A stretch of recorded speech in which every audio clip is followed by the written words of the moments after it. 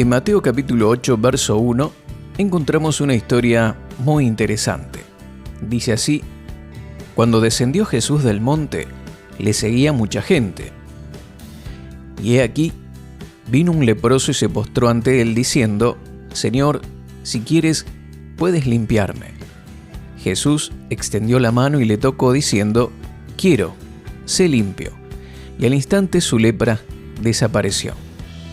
Entonces Jesús le dijo: mira, no lo digas a nadie, sino ve, muéstrate al sacerdote y presenta la ofrenda que ordenó Moisés para testimonio a ellos. 100% Radio.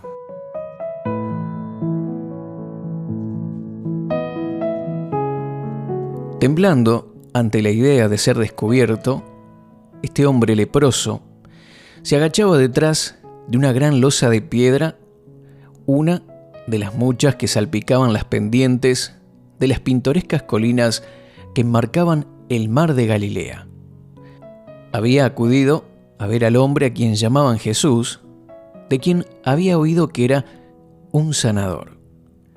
El nombre de este hombre había estado en labios de todos, y se decía que viajaba con un grupo de discípulos, enseñando en sinagogas y espacios abiertos, pero principalmente la gente había hablado de que Jesús sanaba, que todos los que habían acudido a él buscando sanidad, ya fuera desde Decápolis, Galilea, Jerusalén o el oriente del río Jordán, todos recibieron su sanidad.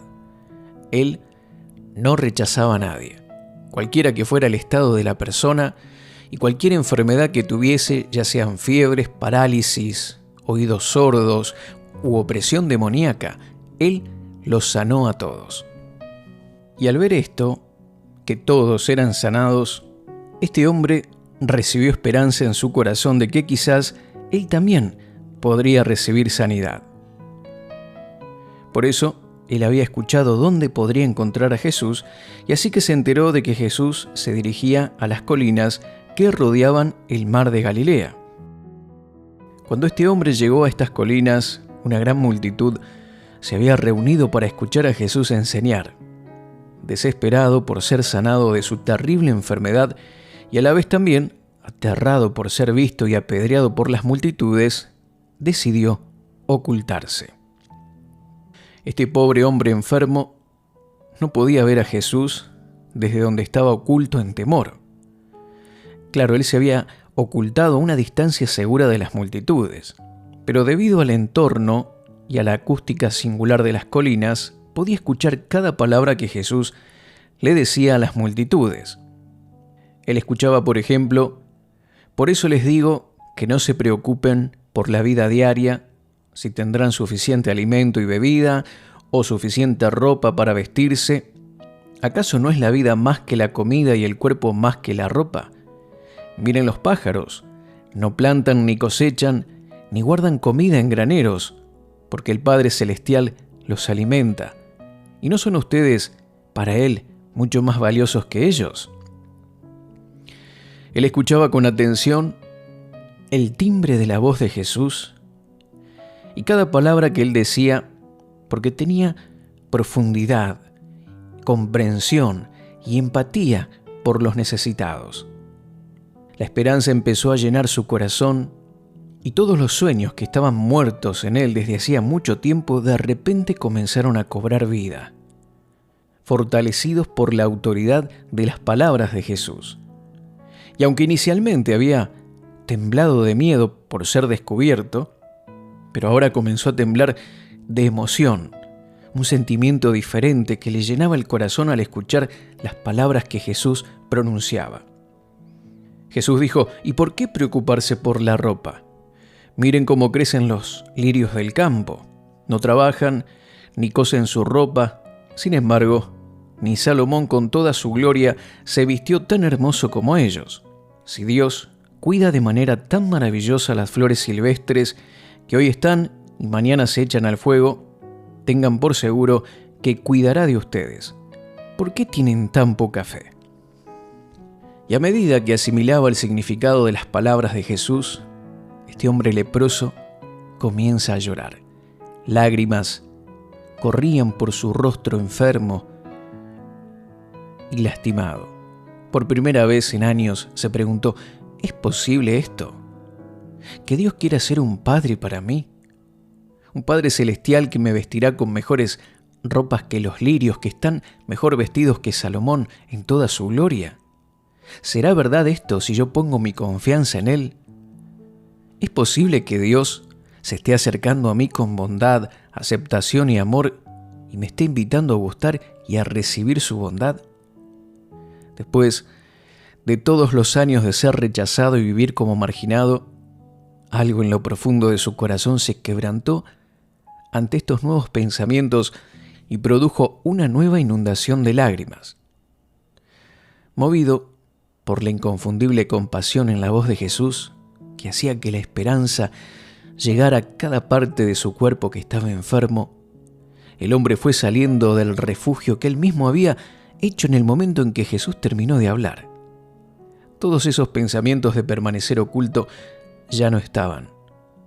Lo único que quería era acudir a Jesús y pedirle que sanara su enfermedad, que quitara su enfermedad. A medida que comenzó a hacerse camino hasta Jesús, oyó pasos y movimientos delante de donde él estaba. Allí, descendiendo por la colina, un hombre que caminaba ligeramente por delante de los demás lo miró. Se dio cuenta de que era Jesús, que se acercaba directamente hacia él. Porque en vez de haber ido directamente hacia las multitudes, después de predicarles, el Señor se había dirigido en otra dirección, justamente hacia donde estaba este hombre solo y afligido. Como si Jesús ya conociera la necesidad del hombre y dónde estaba escondido. Incapaz de retener sus sentimientos, este leproso se postró a los pies de Jesús y le adoró. Y con una voz todavía ahogada por las lágrimas, susurró: «Señor, si quieres, puedes limpiarme». Sin duda alguna, como si así fuera exactamente la razón por la que estaba allí, Jesús se acercó y le tocó, y dijo: «Quiero». Esa palabra fue dicha con mucha compasión y con mucho amor. Y cuando este hombre sintió el toque de las cálidas manos de Jesús, el hombre cerró sus ojos involuntariamente y su cuerpo tembló ante ese toque tan cálido y tan lleno de amor. Claro, había pasado mucho tiempo desde la última vez que alguien lo había tocado, que había sentido el toque de otro ser humano. Y mucho menos, jamás había sentido un toque tan cálido y amoroso. Entonces abrió los ojos para mirar a Jesús y lo encontró sonriendo, con amor, con mucho amor en su mirada, sintiendo que algo en su cuerpo era diferente. El hombre miró sus manos, que hacía un momento habían estado cubiertas de llagas abiertas, supurando, y terminaban en muñones en vez de dedos. Ahora sus ojos contemplaban manos sanas, con dedos totalmente formados y una piel completamente sana. Como si estuviera en un sueño, comenzó a subirse las mangas y el borde de su manto, y observó asombrado que la tela revelaba una piel suave y perfecta que cubría sus brazos, piernas y pies. Estaba limpio, totalmente limpio. El poder de Jesús en un instante se había tragado toda su impureza. Lleno de gratitud, levantó su mirada hacia el rostro de aquel que le había sanado. Incluso cuando se giró para irse, el hombre sabía que nunca olvidaría la compasión y el ánimo que había visto en el rostro del Señor Jesús, ni tampoco olvidaría su calidez y su toque de amor. Este hombre dijo: «Él no solo me ha sanado y limpiado, sino que me ha devuelto la vida». En la época de Jesús, quienes eran leprosos eran marginados y aislados según la ley de Moisés, debido a que eran personas impuras según la ley. Y por supuesto, la respuesta que esta gente tenía era una respuesta natural, que era retirarse y ocultarse y apartarse de sus seres queridos y de la sociedad. Pero este ocultarse no le producía a este hombre leproso que encontramos en Mateo 8 la sanidad y la restauración que necesitaba. Afortunadamente, al oír sobre la bondad de Dios y que Dios quería ser un padre amoroso para él y ocuparse de todas sus necesidades, esta comprensión del amor de Dios le hizo salir de su refugio y buscar al Señor para que hiciera un milagro. Ese cambio en su mente de ver a un Dios que marginaba y condenaba a las personas impuras y cambiar para ver a un Dios que lo amaba a pesar de cuál fuera su estado, este cambio de mente encendió su fe y puso valentía en su corazón para buscar y recibir la sanidad que tan desesperadamente quería. Y al igual que el hombre leproso de esta historia, mi querido amigo, mi querida amiga, tal vez usted también podría estar ocultándose de Dios, de la sociedad, de la gente que usted ama. Se siente tal vez condenado, vacío, triste. Quizás está batallando con la adicción o con un ciclo de derrota del que parece que no puede salir.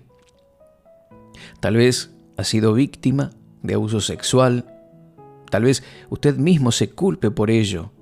O quizás haya tenido un matrimonio o un negocio que fracasó o haya tomado malas decisiones que hayan conducido su vida hacia la pérdida.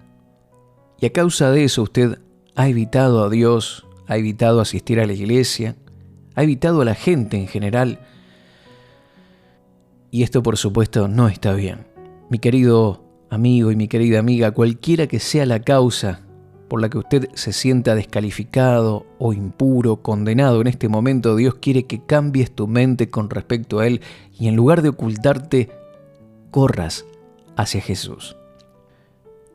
Ahora, ¿qué hizo que este hombre cambiara su actitud y se transformara de alguien que se ocultaba de Dios a alguien que corría hacia Dios para buscar ayuda?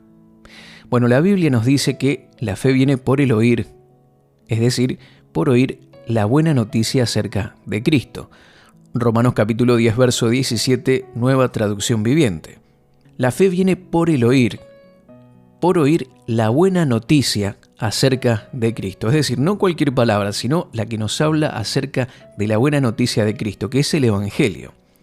El leproso tuvo fe suficiente al escuchar las palabras de Jesús para salir de su refugio y dirigirse directamente hacia el Señor debido a las palabras de gracia que habían salido de Jesús.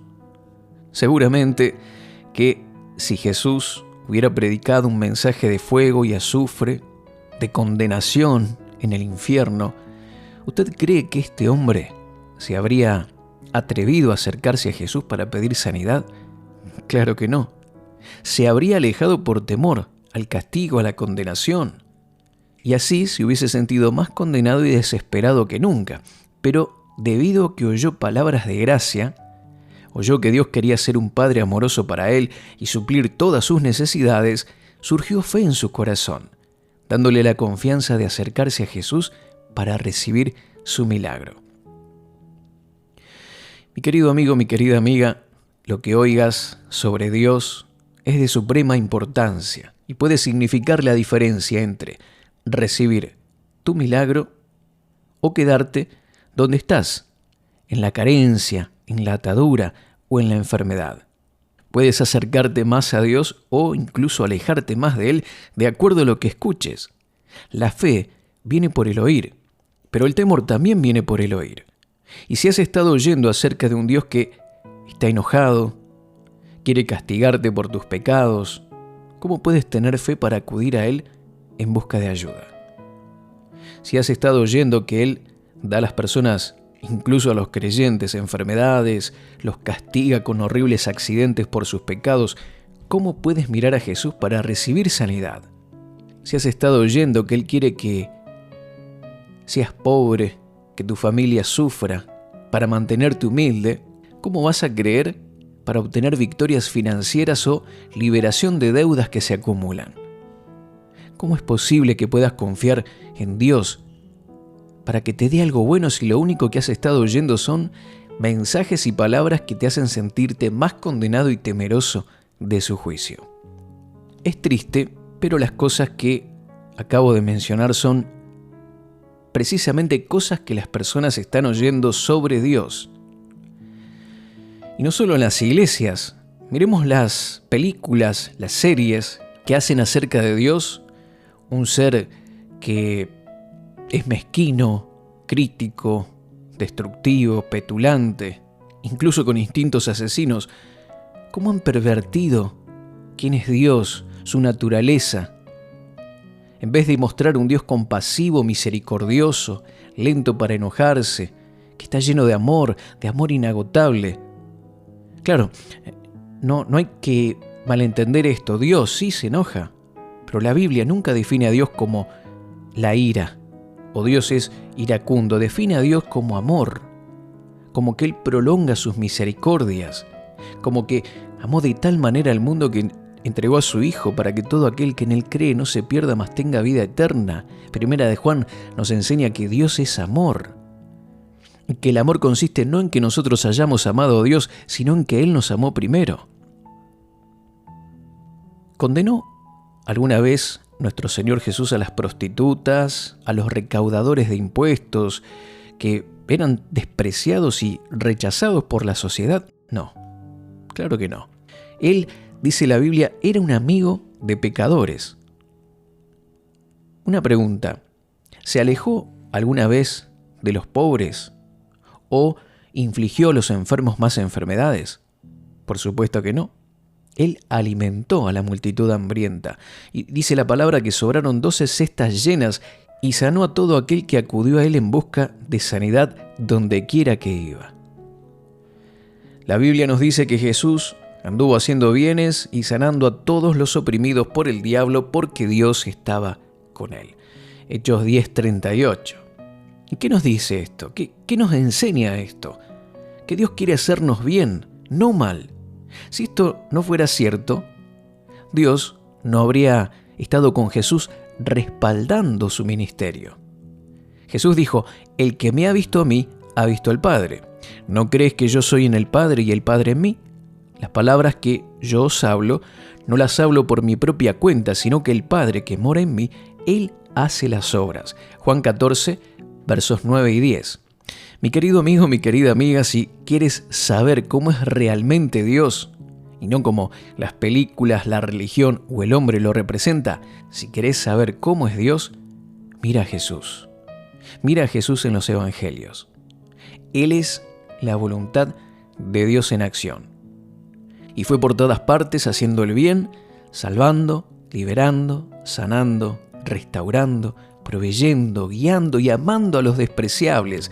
Ese es nuestro Dios. ¿Querés tener fe para vivir en victoria?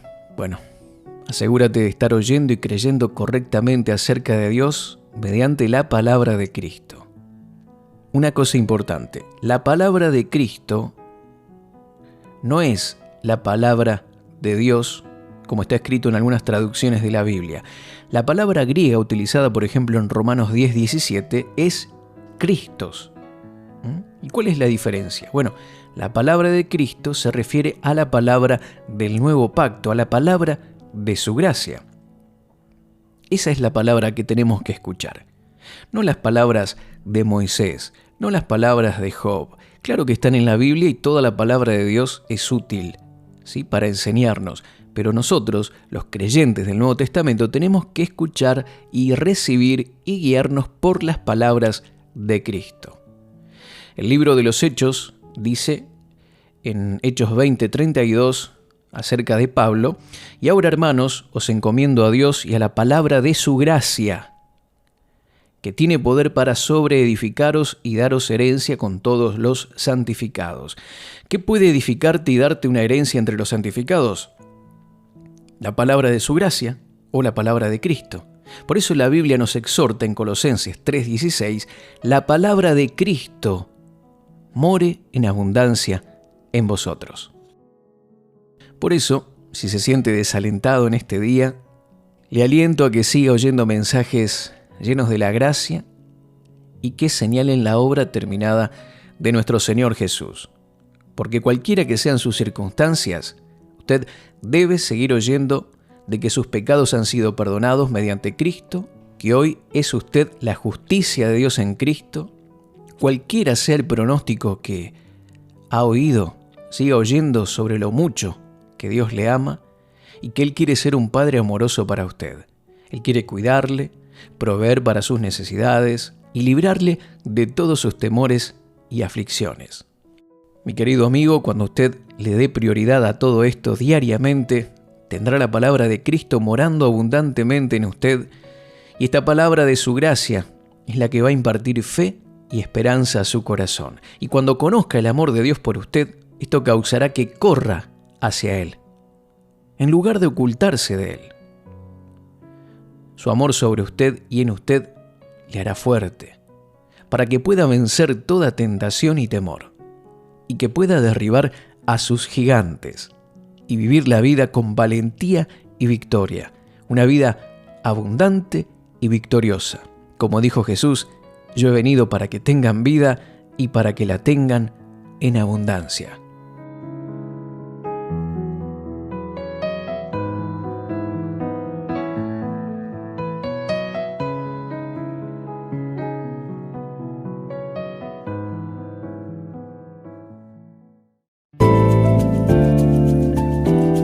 Gracias por compartir este tiempo con nosotros.